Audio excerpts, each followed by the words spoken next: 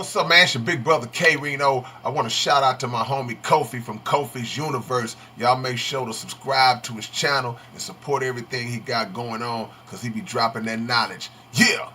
YouTube, salute. Schoolboy Q doesn't approve of Michael Rubin's complaint about black culture. If you're new to my channel, thumbs up the video. Hit that sub button. Click that bell icon to be notified when I upload new content and go live. So Michael Rubin, like I said, he was on the Breakfast Club Wednesday.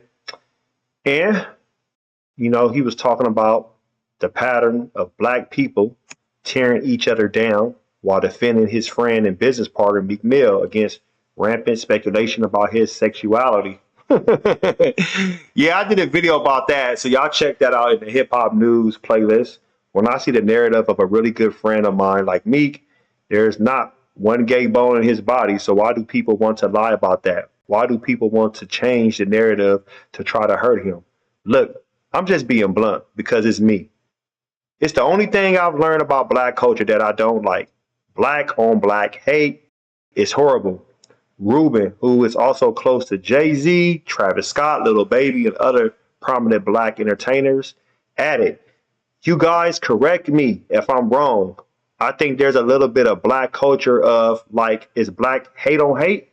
It's like the black judge that Meek had that hated on him and wanted to go extra hard on him. I think it's terrible.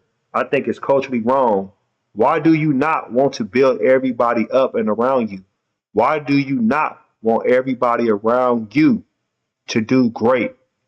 So after the clip of Rubin's comments circulated on social media, Schoolboy Q waded in and wrote on X, aka Twitter, "Bruh, I'm cool on this app. This shit out of control, dog." Crying face emojis before adding, "No such thing as black on black anything. What the F?" Exactly. And Schoolboy Q is right. When it comes to black on black hate, black on black violence, no, that's a myth. And if you need to read Dr. Amos N. Wilson, Black on Black Violence, the Psychodynamics of Black Self-Annihilation in Service of White Domination. So y'all need to think about reading that because it talks about the black on black violence in the U.S. and psychologically and economically mandated by white dominant status quo. That book right there changed my life. Amos Wilson, he's an ancestor now. But yeah, there's no such thing as that. So people need to get that out their minds. And somebody actually hit up Michael Rubin and they told him he shouldn't be talking about black culture. I don't know who it is. Somebody anonymous. He said, "I got a phone call from one of the people I have most respect for in the world." Could be Jay-Z. "They told me while they appreciate my intention, it's not my place to speak on black culture. I get it. I really appreciate the input. My intention was to say how important it is that we need to uplift each other, stop hate on each other, and push each other to win, and always root for each other's success. My bad. Much love and appreciate the feedback." Okay, so I don't know who said that to him, and I'm not going to sit here and lie about, oh, this person said it, but it could be Jay-Z. Could have been Lil Baby. It could have been Travis Scott. It could have. No, I don't think it was Meek. Because Meek don't give a damn right now. He let people say whatever he want to say about him. But to me, I feel like I understand where he's coming from, but I don't think he's miseducated when it comes to the systematic racism of black people. Yes, it's unfair what goes on in the criminal justice system. He does know about that. Because he's riding with Meek and Meek is telling him things. But to understand that, first of all, you don't know what it is to be black. Think about that. I mean, for real, you don't know the experience. So you a millionaire? So I respect that, all these things you're doing. I ain't knocking you for your success. But we have two different walks of life. Like the police is not going to harass you like they harass black people, like a man like me. If you have a felony, there's a 300% chance you will get hired than a person like me who has a master's degree. So I'm just kind of breaking all these things down.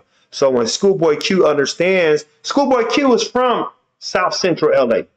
You know, he grew up in the gang violence. He knows about, you know, black gangs and going against other black gangs or Mexican gangs. We know about that. And that had nothing to do with because, oh, I'm so bored today. Let me just go hate on a black person. Self-hatred. And this explains that in the black on black crime as being, you know, shown that that's a more of a myth. That's a false narrative. When you have poverty and you have black people living amongst each other, somebody's going to hurt somebody because you're trying to actually, you know, survive. And even if you have a little change in your pocket, the crabs in the barrel mentality, eventually you're not going to allow the other person to actually move forward in life. As far as like, yes, you might have a person or two. Oh, wow, you going to college. Congratulations. You got a record deal to be a rapper or R&B singer. Or you're going to play basketball, football, not just in college or just a professional level. You can't just go back and just sit up in the hood because somebody's going to think, oh, you better than us. So the mentality is totally different. I'm not saying white people don't think like that. I'm not saying Jewish people don't think like that. I'm not saying Asian people don't think like that. But there's a different dynamics. You know, transatlantic slavery did black people in the U.S. like it psychologically reshifted their whole cultural dynamics. That's why there's a melting pot when it comes to the culture in America for black people. There's a melting pot. There's not like if you go to like Cuba, they have a certain type of way how they practice their culture. Belize, my dad's from Belize, a certain way how they practice their culture. We can talk about Peru. We can talk about Brazil. We can talk about Angola. You know, these are things that they preserved during slavery.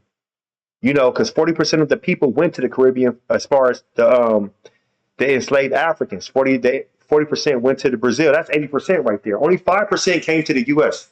Think about that. And when they came to the U.S., they actually went to Jamaica first, and they called Jamaica breaker, and they actually made sure they actually broke the enslaved Africans as far as like stripping them from their culture, their language, their mores, their folk ways, and then they sent them to the U.S. So it was almost like you were able to do whatever you wanted to do. So many revolts happened in the Caribbean and in South America during the transatlantic slave trade because they was fighting to preserve their culture. You have capoeira, they was trying to preserve their martial arts. You know, even when it comes to like the indigenous spiritual systems, Santeria, which is a hybrid of Catholicism and Yoruba tradition. But need to say more of me talk about that. I think people need to be educated of understanding what's really going on when it comes to black on black crime, because there's no such thing as black on black crime. That's a tool of white supremacy. Post your comments below. Hulk smash Black Panther the like button, subscribe to my channel, click the bell icon to be notified when I upload new content and go live. You want to support, donate to the channel. I have Patreon, patreon.com/KofiUniverse, Venmo, CashApp, PayPal, Streamlabs. Everything's in the description. Until next time, salute.